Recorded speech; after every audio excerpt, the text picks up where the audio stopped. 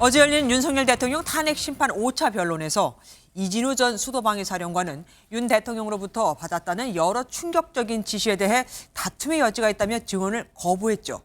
그런데 MBN 취재 결과 이 전 사령관이 검찰 조사에서 총을 쏴서라도 문을 부수고 들어가라는 윤 대통령의 지시를 기억하고 있다는 취지로 진술했던 것으로 확인됐습니다.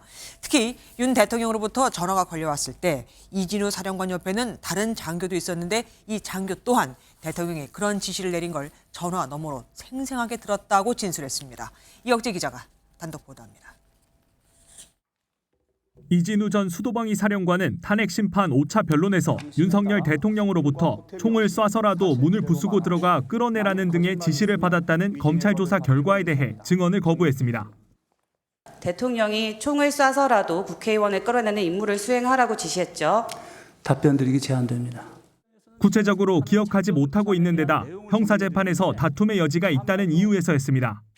그런데 MBN 취재 결과 이 전 사령관은 앞선 검찰 조사에서 윤 대통령으로부터 총과 문을 부수라는 단어가 섞여 있는 지시를 받았다고 진술한 것으로 파악됐습니다. 이 전 사령관과 함께 차량에 타고 있어 대통령의 지시를 함께 듣게 됐던 부관 역시도 당시 충격을 받았다며 대통령이 갈 때까지 갔구나라는 생각이 들었다고 검찰에 진술했습니다. 윤 대통령 측은 스피커폰도 아닌데 부관이 들은 건 말이 안 된다고 반박했습니다. 그 핸드폰이 스피커폰이 안 되는 겁니다. 그러면 그게 생생하게 들린다는 것은 불가능한 상황입니다. 하지만 부관은 차 안이라 당시 통화 내용이 잘 들렸고 TV에서 듣던 윤 대통령 목소리라 신기해 기억이 생생히 났다는 취지로 진술한 것으로 확인됐습니다.